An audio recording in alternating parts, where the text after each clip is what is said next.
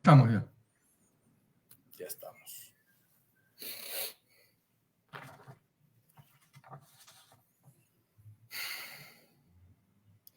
Muy buenas tardes, bienvenidos otra vez a este espacio Política y Poder. En esta oportunidad, agradecer al doctor Luis Santiago Giacomo Maquiavelo por permitirnos estar en este programa, por venir a este programa y su generosidad. Le agradecemos al doctor. El doctor Maquiavelo es... Giacomo Maquiavelo es abogado por la Universidad de Lima, cuenta con posgrado en Estados Unidos, específicamente en seguridad y defensa.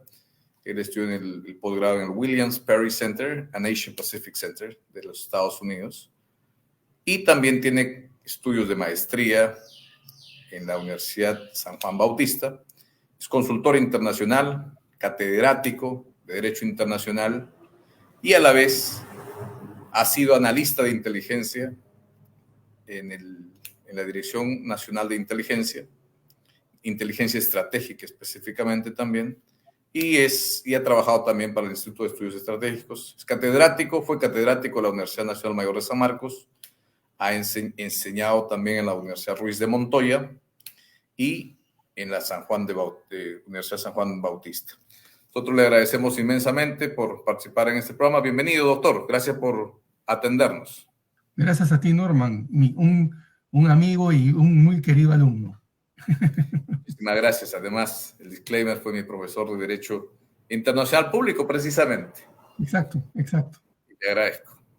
Siempre un honor volver a verlo, doctor. Gracias por participar. Bueno, la idea es hablar del tema que usted domina con mucha pericia, que es el tema de inteligencia, pero previamente a esto creo que las circunstancias ameritan que nos dé su comentario, quizás brevemente, respecto al nuevo premier, el nuevo gabinete que se tiene, o no sé si será tan nuevo, ¿no? Porque es raro que haya un gabinete en donde solo cambien al primer ministro. ¿Qué opinión y qué reflexión le merece ese hecho?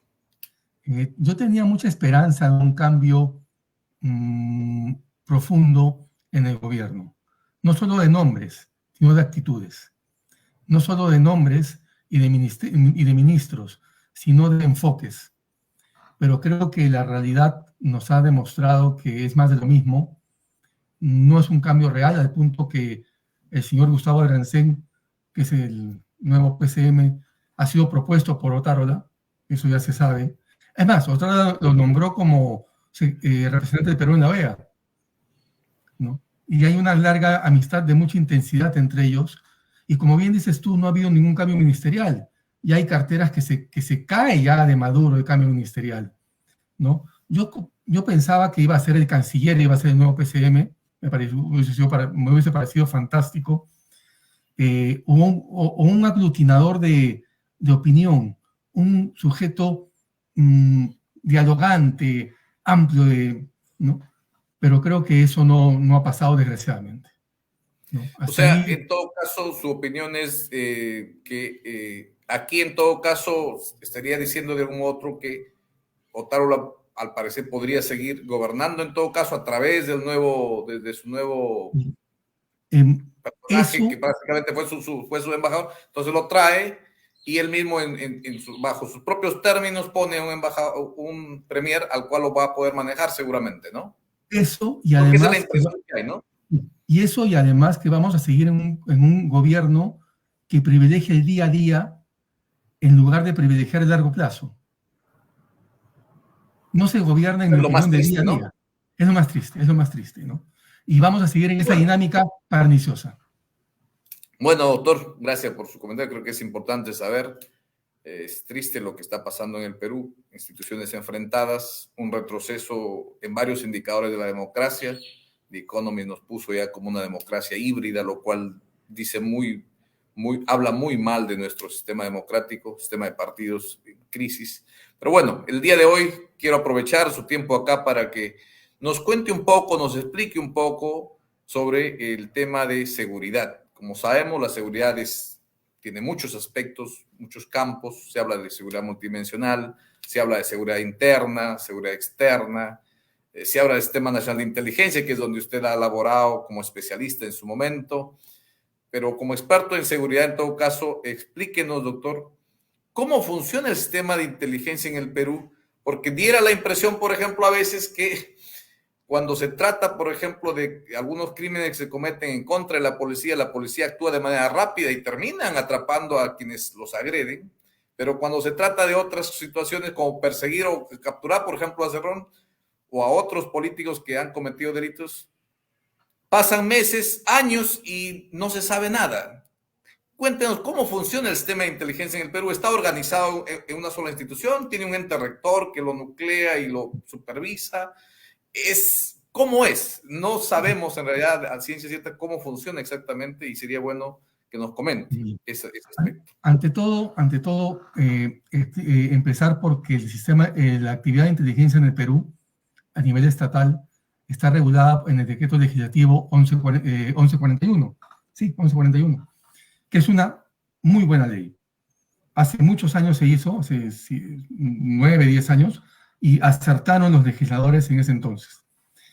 Y el sistema, hay que verlo en términos de sistema de inteligencia, tiene un ente rector, que es la Dirección Nacional de Inteligencia, que se encarga fundamentalmente de inteligencia estratégica. ¿Qué es la inteligencia estratégica? Es el proceso de recolección de información, análisis y transmisión de ese análisis a diversos escenarios para el más alto nivel estatal. Léase Presidente de la República o PCM. La DINI depende de la PCM. El PCM es el jefe de la DINI. Es el jefe de la DINI, no es el director, pero sí es el jefe de la DINI. Ya. Empezando por el ente rector del sistema, tenemos varios otros subsistemas o elementos del sistema. Que son tributarios del sistema del rector, imagino. Exacto, ¿no? Son tributarios de la DINI. En primer lugar, empecemos por el Ejército, Servicio de Inteligencia del Ejército. Además, tenemos la FAP, Dirección de Inteligencia de la Fuerza Aérea. Tenemos la Marina, que la Marina es un excelente tributario del sistema de inteligencia. DINTEMAR, Dirección de Inteligencia de la Marina. Tuve la oportunidad de enseñar allí y es realmente magnífico el nivel, ¿no? Excelente. La policía tiene 2 oficinas de inteligencia. La Dirección de Inteligencia del Ministerio del Interior, eficiente también, y la Dirección de Inteligencia de la Policía Nacional. Estos son los elementos del sistema de inteligencia, todos subordinados y tributarios de la DINI. Obviamente hay una diferenciación de funciones. La DINI hace inteligencia estratégica de alto nivel. El resto también puede hacer inteligencia estratégica, pero se dedican más a inteligencia en el rango de sus funciones de la institución que los cobija. Así, por inteligencia militar la haría el Ejército, inteligencia naval haría la Marina, y la policía haría inteligencia policial, que son manifestaciones de una inteligencia operativa. Eso es básicamente el sistema de inteligencia. El rector de este sistema de inteligencia actualmente es el director de la DINI, el señor Luis García Barrio Nuevo, un contraalmirante destacado con experiencia en inteligencia y que es el jefe de todo este sistema y al cual hay que agradecerle por haber aceptado el encargo en primer lugar y desearle lo mejor, porque si a él le va bien, a todo el Perú le va a ir bien. Correcto. ¿No? Entonces, doctor... Esa es la radiografía del sistema. Correcto. Entonces, todos estos colaboran para tener... Ahora, como bien lo ha mencionado, la ley que articula y que nuclea todo este sistema de inteligencia ha dicho efectivamente que es buena. En este caso, la pregunta que nos haríamos es, ¿por qué es que los ciudadanos notamos y sentimos una ineficiencia brutal cuando se trata de resultados específicos a nivel operativo interno y a nivel externo? Por ejemplo, se sabe que la cifra de sicariato ha aumentado radicalmente en el Perú. La percepción de inseguridad que vive la gente ha aumentado también dramáticamente. ¿Aquí no hay una responsabilidad del sistema de inteligencia o qué está fallando en todo caso en este sistema y en esta buena ley que usted lo ha mencionado? ¿Qué no está funcionando adecuadamente? La primera causa de que los ciudadanos no veamos resultados tangibles, por ejemplo, en la crisis de seguridad que vivimos, se debe fundamentalmente, a que el decisor político que recibe todo el producto de inteligencia de este sistema de inteligencia, el decisor político, veas el PCM o presidente de la República, no sabe para qué sirve el sistema. ¿Me dejo entender? Desde los tiempos de Pedro Castillo, Vizcarra, Sagasti, tenemos, en primer lugar, mucho cambio del jefe Dini, pero al margen de eso, el decisor, el presidente de la República, el más alto nivel del Estado, no saben qué hacer con toda la información que el sistema le da. Y eso escapa a la responsabilidad del sistema de inteligencia. En otras palabras, el líder nacional, sea por apego ideológico, sea por ignorancia, sea por incapacidad manifiesta, no calibra, no recibe adecuadamente, no calibra, esa es la palabra, la información que le da el sistema de inteligencia. Esa es la primera causa de que no veamos resultados. ¿Por qué razón? Porque si el PCM o el PCM o el presidente de la República no saben, estrictamente hablando, para qué sirve un sistema de inteligencia y cuáles son las materias que se tocan allí, no va a dictaminar las políticas conducentes a resolver los problemas. En otras palabras, el sistema funciona, quizá con limitaciones presupuestales, con limitaciones profesionales, pero funciona, hay un esfuerzo decidido. Pero quien debe recibir la información no sabe qué hacer con esta información. Y pongo un caso que me ha tocado vivir a mí. Hace mucho tiempo, cuando trabajaba en el sistema, X funcionario público fuera del sistema que debía recibir la información no tenía la más remota idea de lo que le estábamos explicando. Otra cuestión que me ha pasado ahora trabajo en una empresa consultora de inteligencia estratégica a nivel privado. Emitimos un informe y el cliente que lo recibe se lo transmite a un elemento del Estado peruano, un funcionario. Me llama el cliente y me dice, este funcionario quiere que le expliques el informe. Ya, sí, accedí a ello. Y el funcionario me dijo, no tengo la más remota idea de lo que me hablas. O sea, mi preparación no llega para eso. Es más, te pongo el caso concreto. Él me decía, yo soy de izquierda, no puedo creer esto. Le demuestro que lo que está sucediendo y moví sus ideales. Y me dijo, no puedo creerlo. O sea, al final lo creyó, pero reitero, si el informe de la inteligencia de la DINI, que debe ser diario al presidente de la República o al PCM, no lo valora, no lo aprecia, no lo hace suyo por desconocimiento, por carga ideológica o por otras causas, tenemos que lo que funciona es el sistema, pero lo que no funciona es la estructura del Estado peruano. Espero haber sido claro, querido Norman. Bien, me parece bien, doctor. No, quizás si podría precisar en el tema cómo es que hace ese distingo entre la inteligencia normal y la inteligencia estratégica. En todo caso, cuáles serían los componentes que lo separan. Y evidentemente ha quedado claro que más que el problema con el servicio de inteligencia y el sistema en general está en que quienes toman decisiones carecen de recursos básicamente técnicos como para poder utilizar adecuadamente y efectivamente esa información. ¿Hay alguna diferencia en todo caso entre inteligencia estratégica y la inteligencia normal? ¿Servicio de inteligencia? La ley, el decreto legislativo que ya mencioné, no hace distingos entre inteligencia operativa o estratégica. Habla de inteligencia nacional. Lo cual me parece bien. Me parece bien. Correcto. Pero hago mías tus palabras. Quien recibe o quien debería recibir todos los días el informe de la DINI referido a lo que está pasando en el Perú y en el mundo, no tiene mucha idea de lo importante que es ello.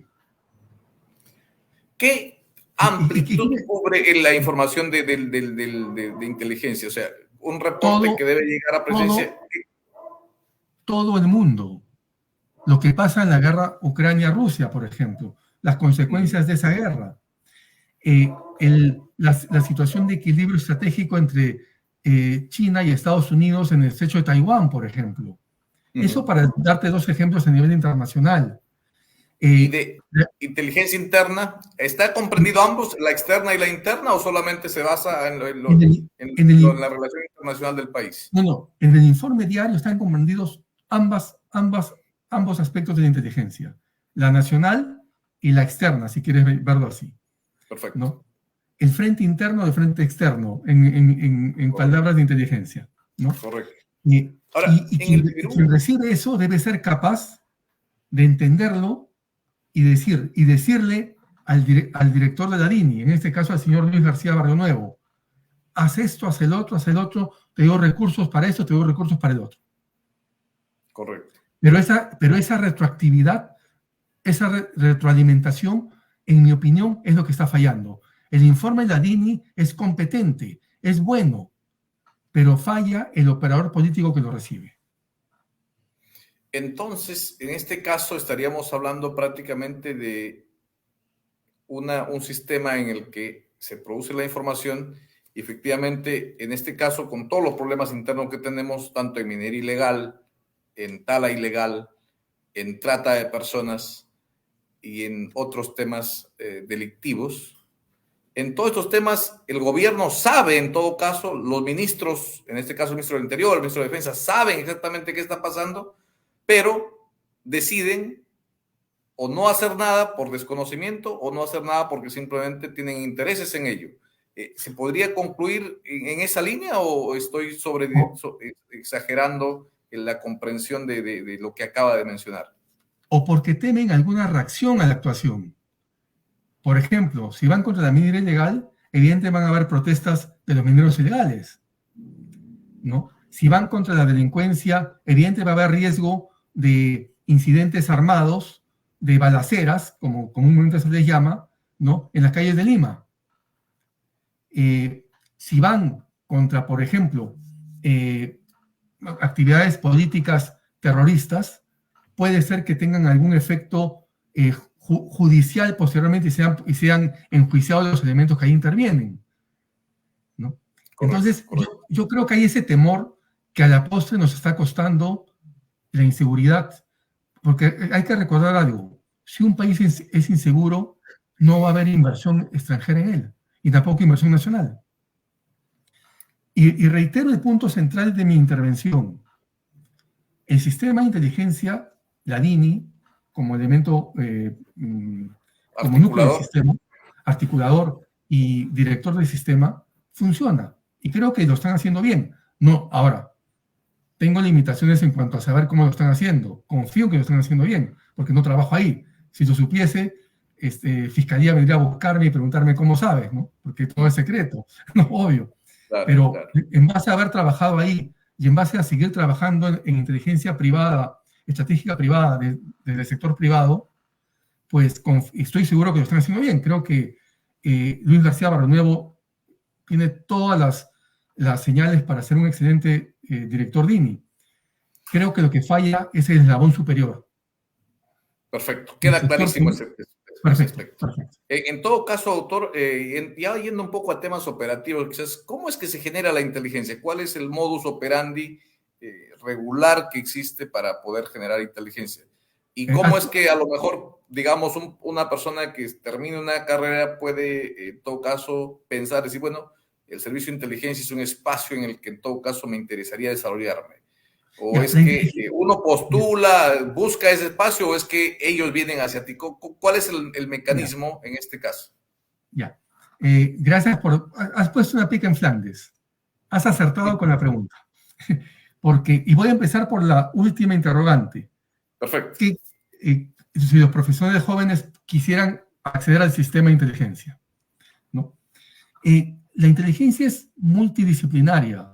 Cuando yo trabajé allí, yo era experto en Derecho Internacional, había otro experto en Economía Internacional, un economista, evidentemente, habían sociólogos, habían psicólogos, etc.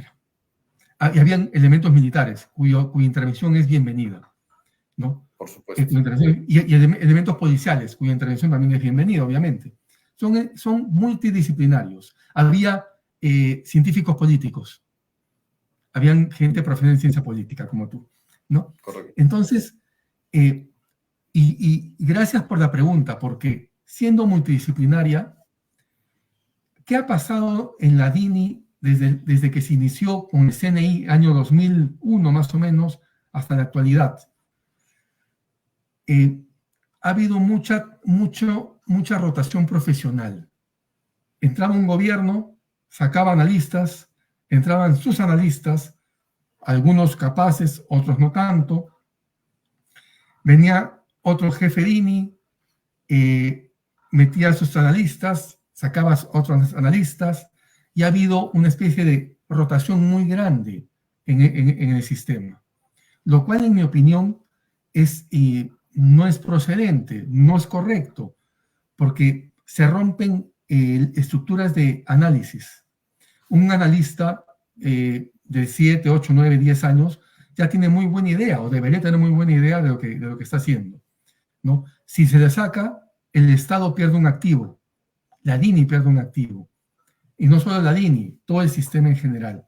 Y ha habido, hasta el gobierno de Pedro Castillo, una gran cantidad de jefes de inteligencia. Con Pedro Castillo solamente hubieron 3 jefes de inteligencia en año y medio. Cada uno metió su personal. Si nos vamos al periodo de Vizcarra, también hubo lo mismo. Si nos vamos al periodo de Ollantumala, también hubo lo mismo. Y creo que si hay un área en la cual habría que estabilizar el asunto, sería el área de análisis. Hablo de la DINI como ente rector, ¿no? Y las demás áreas creo que están, como toda la DINI, funcionando muy bien, pero creo que solamente habría que hacer esa tingencia en el área de análisis, ¿no? Y además, y una pregunta que hiciste, el sistema se acerca a ti, tú te acercas al sistema. Actualmente no hay eso. Actualmente, recogiendo una experiencia comparada, me solicitaste ello también, correspondería en mi caso como catedrático, por ejemplo, ver algún alumno que tenga las aptitudes para ello y recomendarlo al sistema. Actualmente no hay cómo. Actualmente no hay cómo. Es un sistema autárquico, ¿no? Producto de los muchos cambios que han habido. Eso tiene su explicación, ¿no? Pero actualmente ni el sistema se acerca a ti, ni tú te puedes acercar al sistema. Entonces ahí hay una seria debilidad, ¿no? Porque claro, impide pues de que haya en todo caso esa vocación de los que quieran trabajar en esta área para poder buscar y participar en un sistema meritocrático quizás, ¿no? Una pregunta que también a veces uno se hace es, oye, tenemos servicio de inteligencia y pensamos quizás en lo que normalmente vemos de otros países, ¿no? La CIA o el FBI. ¿Es similar, es distinto? ¿Cuál es la particularidad en todo caso? ¿O necesitamos en todo caso un sistema como el FBI quizás para poder ir tras aquellos malos elementos que pueden estar dentro del mismo sistema de inteligencia? Ya, nuevamente, gracias por la pregunta, excelente, porque me permite sustentar la siguiente idea. Hasta hace 30 años, un sistema de inteligencia debía ser autárquico, es decir, sin conexión con el exterior. Pero con la globalización, ese paradigma se ha roto completamente y ahora tenemos sistemas como el CNI español, por ejemplo, al cual me voy a referir en específico, que tiene lo que se llama contractors. Es decir, por ejemplo, el CNI español tiene interés en Bolivia. Consigue 2 analistas bolivianos que le transmitan análisis. No viven en España, viven en Bolivia, pero trabajan para el CNI español. ¿Y lo forman allá también o vienen y simplemente le dan directivas y dicen, mira, necesito esta información, bajo este parámetro, bajo este esquema y me lo envías? Lo forman allá. Es más, está contratado por el CNI. Si ves la página del CNI español, hay un link para ello. Imagínate eso. Yeah. Eso es haber roto lo autárquico, que era un sistema hace 30 o 40 años, y ser ahora un sistema moderno. Por ejemplo, pongo otro caso. Tienen intereses en Chile. Convocan vía su página web analistas chilenos, los forman en España, los devuelven a Chile o se quedan en España y trabajan en base a la información que llega de Chile para intereses del CNI español. Correcto, ¿no? correcto. Y no es traición a la patria en absoluto, como podrían decir alguna gente retrógrada.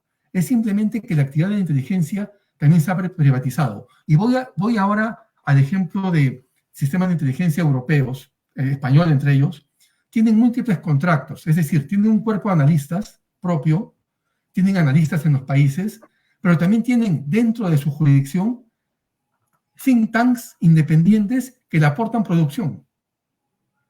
Con lo cual el sistema se enriquece no solo de analistas propios oriundos del país, sino de especialistas del sector privado en inteligencia estratégica que aportan al sistema. Eso se llama el sistema de contractors. Eso desgraciadamente no funciona acá. Habría que, y no funciona aquí, creo, no porque la gente de la DINI no lo quiera, sino porque no hay desde el alto nivel instrucciones para sustentar, para crear un sistema de esa naturaleza. Es que espero haber sido claro. Está bien, doctor. Ya casi estamos con el tiempo, pero hay 2 temas ahí que me quedan en el tintero. El tema de contrainteligencia. ¿Cómo funciona la contrainteligencia? ¿Es útil la contrainteligencia? ¿Tenemos contrainteligencia en el Perú? ¿Cómo funciona ese tema? La tenemos y muy eficiente, además. La tenemos y muy eficiente. Por ejemplo, la captura de Manuel Guzmán, ¿no? Fue un esfuerzo de inteligencia y de contrainteligencia. La contrainteligencia tiene 2 vertientes. Operaciones de contrainteligencia, que básicamente busca proteger al sistema de inteligencia nacional de intervenciones foráneas. ¿Me dejo entender? Por ejemplo, cuando yo trabajaba en la DINI, seguramente había gente que iba a mi casa, está en su casa, o cuestiones de este tipo. No. Ese se llama contrainteligencia, que me protegía a mí, que yo no sea chantajeado o presionado o simplemente que traicione la confianza que el Estado peruano depositó en mí y en los otros analistas, en los otros funcionarios, ¿no? Esa es la labor de contrainteligencia, básica,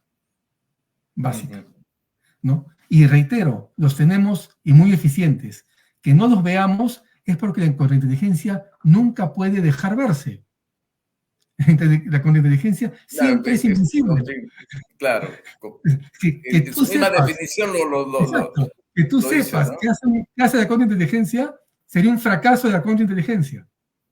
Yo, desde este modesto espacio, hago profesión de fe por todos los funcionarios de contrainteligencia e inteligencia de todo el sistema. Que es imperfectible, lo es, pero que están haciendo su mejor esfuerzo también. Doctor, a mí me quedo mucho más preocupado ahora, porque si es como lo han delineado claramente usted, que aquí los sistemas de inteligencia y contrainteligencia están adecuadamente legislados, hay un organismo que está funcionando en términos generales bastante bien, pero evidentemente el relato afuera es que evidentemente tenemos al tren de Aragua que cada vez se expande más, el terrorismo del BRAN, que narcoterrorismo que no se logra controlar, la diseminación claramente de bandas criminales cada vez más avesadas, el tema de la minería ilegal cada vez, el contrabando saliendo por Bolivia y las culebras y todas esas cosas que están. Entonces, pero como dice usted, el tema no está en la generación de la información que ya se tiene y que es oportuna, sino en que los líderes políticos o probablemente algunos jefes militares y policías no quieren tomar las decisiones adecuadas y oportunas. Y la presidencia misma, en todo caso, porque si ellos son los primeros receptores de esa información, son los principales responsables de implementar las medidas correspondientes para poder disminuir la criminalidad, disminuir todos estos indicadores que nos hacen quedar muy mal como país. Todos los indicadores que has mencionado son indicadores negativos. La inteligencia también ve oportunidades para el país, oportunidades comerciales, oportunidades de convenios con otras entidades, no solamente de inteligencia, sino a nivel de Estado, de Estado. No solamente que va la inteligencia desde un punto de vista de que va contra las amenazas, sino que también un buen sistema de inteligencia le dice a la Presidencia de la República o al PCM, hay estas oportunidades en el mundo. En este punto en particular entiendo yo que hay una oficina de inteligencia dentro del Ministerio de Relaciones Exteriores cuyo trabajo es este, ¿no? Hacer o poder recolectar inteligencia que pueda servir en tema de avances científicos, en tema de cosas que se pueden mejorar en el país, en tema de distintos campos de investigación. Pero esto entiendo que depende del Ministerio de Relaciones Exteriores, ¿no? Que es parte del sistema, pero anidado en Relaciones Exteriores. Y también de la DINI, porque cuando yo trabajé allí, también se hacían notas de inteligencia referidas a oportunidades del Estado peruano, ¿no? Perfecto. También. No, como te reitero, no sé cómo estará ahora, pero desde mi modesto punto de vista, cuando trabajé allí, sí se hacía esa sana costumbre. Excelente, doctor. Yo le agradezco. Se nos ha pasado el tiempo volando. Quedamos en 20 minutos, estamos ya media hora, así que le agradezco por su tiempo. Espero haber sido muy claro. Su mensaje ha sido claro. Para mí el mensaje es claro. El tema pero sí me preocupa el hecho de que el tema en última instancia no está en la inteligencia, sino básicamente en las autoridades que o no saben qué hacer con la información o simplemente por intereses no quieren actuar. Y eso sí, es bastante feo ese escenario, ¿no? Porque uno espera que tus autoridades respondan a las amenazas oportunamente y que te puedan o brindar la seguridad, que es una función principal del Estado. Si no, no tiene sentido tener un Estado si es que no va a brindar la protección y la seguridad a sus ciudadanos, ¿no? Palabra final, estimado doctor, agradeciéndole una vez más y comprometiéndole a seguir hablando sobre estos temas. Ante todo, agradecerte la oportunidad de esta tribuna, ¿no? Y reiterar que estoy seguro que la DINI y los elementos están haciendo las cosas lo mejor que pueden, pero que falla el nexo político, que es el que ordena las actuaciones conducentes a ello. Ahí creo que está el asunto y que nos sirva esta situación para elegir mejor cuando vayamos a próximas elecciones. Es verdad, y son nuevas elecciones que básicamente pues estamos hablando, el otro día miraba las cifras y estamos hablando de que las autoridades electas en el Perú, las que van vía alcaldes, gobernadores regionales y lo que es el gobierno, tienen cerca del 90% de presupuesto público, o sea, más de 220 mil millones de soles. Ellos manejan eso, entonces esa es la responsabilidad de los que lo elegimos. Ya, que además no se gasta, porque a fin de año devuelven el 60 o 70% del presupuesto. Y te consta eso. Doctor, ha sido muy amable, gracias por su generoso tiempo y hasta la próxima, pues, que sigamos hablando sobre estos temas de inteligencia estratégica en la cual usted es un experto. Le agradezco. Gracias a ti, Norman. Cuídate. Hasta pronto. Muchas gracias. Ha sido Luis Giacomo Maquiavelo.